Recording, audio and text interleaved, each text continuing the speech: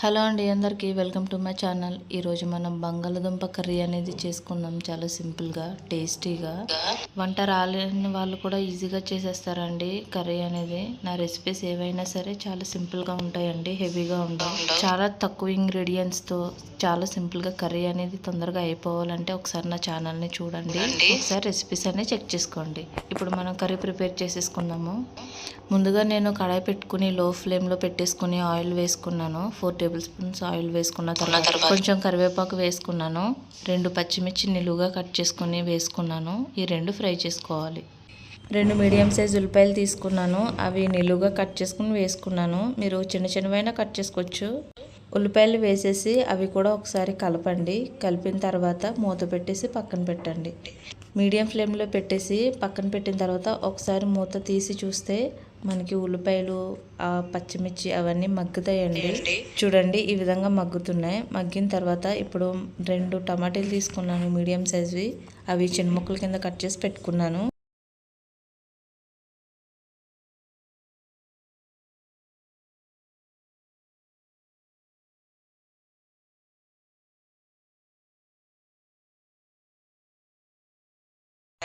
టమాటాలు ఇందులో వేసేయండి. ఉల్లిపాయలు వేసేసి ఒకసారి టమాటాలు కూడా కలపండి.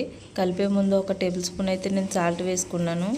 సాల్ట్ వేయడం వల్ల ఉల్లిపాయలు అనేవి తొందరగా మగ్గుతుందండి, టమాటా ఉల్లిపాయ అనేది. అందుకని నేను ఇందులో వేసేసాను. వేసిన తర్వాత ఒకసారి మొత్తం కలిపేసుకోండి. కలిపేసుకుని లో ఫ్లేమ్లో పెట్టేసి లేదా మీడియం ఫ్లేమ్లో పెట్టి మూత పెట్టి పక్కన పెట్టండి.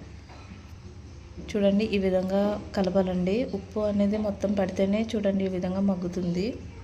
ఇప్పుడు ఈ విధంగా మగ్గిన తర్వాత మనం ఇందులోనే 1/2 టేబుల్ స్పూన్ అయితే అల్లం వెల్లుల్లి పేస్ట్ వేసుకోవాలి. మనం హోమ్ మేడ్దే వేసుకోవాలి, బయటది వేసుకుంటే అంత టేస్ట్ అనిపించదండి. అల్లం వెల్లుల్లి పేస్ట్ వేసేసుకున్న తర్వాత ఇందులోనే నేను బంగాళదుంపలు కట్ చేసి పెట్టుకున్నాను. చిన్న చిన్నగా మీడియం సైజులో కట్ చేసుకున్నాను. అవి ఉల్లిపాయలు టమాటీ మగ్గిన తర్వాత వేసేసుకోవాలి. వేసేసుకున్న తర్వాత ఒకసారి మొత్తం కలిపేసేయండి. మీడియం ఫ్లేమ్లో పెట్టేసి కొద్దిసేపు మగ్గనివ్వండి. ఈ పొటాటో అనేది కొంచెం మగ్గాలి. చూడండి, ఈ విధంగా మగ్గుతుంది. ఇలా అయిన తర్వాత ఇప్పుడు ఇందులోనే మనం పసుపు వేసుకోవాలి. 1/4 టేబుల్ స్పూన్ పసుపు అయితే వేసుకోండి. వేసుకున్న తర్వాత ఇందులోనే కారం వేసేయాలి. 1 టేబుల్ స్పూన్ నర అయితే నేను వేసాను కారం వేసేసిన తర్వాత కారం, పసుపు పచ్చివాసన పోయే వరకు కూడా ఒకసారి కలుపుకోవాలి. కలుపుకోవడం వల్ల మనకి కారం అనేది పచ్చివాసన రాదు. దీన్ని కూడా మగ్గించుకోవాలి. మగ్గించుకున్న తర్వాత ఇప్పుడు ఇందులో నేను వాటర్ వేసేస్తున్నాను. వాటర్ ఒక పెద్ద గ్లాస్ తీసుకుని పెద్ద గ్లాస్ వాటర్ అయితే వేసుకున్నాను. వేసుకున్న తర్వాత ఈ వాటర్ని ఒకసారి మనం బాగా కలపాలి. కారం వాసన అనేది రాదండి మనం ఇలా కలపడం వల్ల.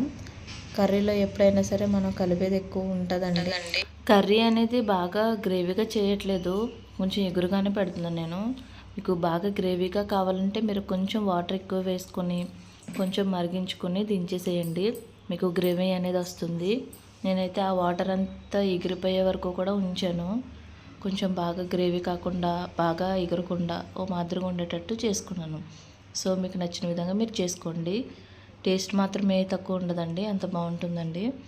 ఇప్పుడు నేను వాటర్ వేసుకుని మీడియం ఫ్లేమ్లో పెట్టి ఒక 7 నిమిషాలు నేను మరిగించుకున్నాను. బాగా దగ్గరగా అయ్యే వరకు చేసుకున్నాను. మీకు ఇష్టం లేకపోతే ఓ మాదిరిగా ఎగిరిన తర్వాత దించేసుకోండి. ఇప్పుడు నేను బాగా ఎగిరిన తర్వాత ఒకసారి మూత తీసి చూసాను. నాకు ఈ విధంగా అయ్యింది. ఇలా అవినప్పటికీ నేను ఇందులో మసాలా వేసాను. 1 టేబుల్ స్పూన్ మసాలా అయితే వేసాను. ఇది గరం మసాలానండి. ఎప్పుడూ కూడా కర్రీ అనేది నేను తక్కువ ఇంగ్రీడియంట్స్తోనే చేస్తాను, ఎక్కువ మసాలాలు వాడనండి. ఇప్పుడు మసాలా మొత్తం పచ్చివాసన పోయే వరకు కూడా ఈ గ్రేవీలో కలిపేసుకోండి. బాగా మిక్స్ చేసుకుని మూత పెట్టి పక్కన పెట్టిన తర్వాత ఒకసారి మూత తీసి చూస్తే మనకి ఈ విధంగా కర్రీ అనేది రెడీ అయిపోతుంది. చూడండి, మన కర్రీ అనేది రెడీ అయిపోయింది. చాలా బాగుంది కదా, గ్రేవీగా సూపర్ ఉంది కదా. మీకు కనుక మా రెసిపీస్ నచ్చినట్లయితే ప్లీజ్ మా ఛానల్ సపోర్ట్ చేయండి, సబ్స్క్రైబ్ చేసుకోండి. Bye friends.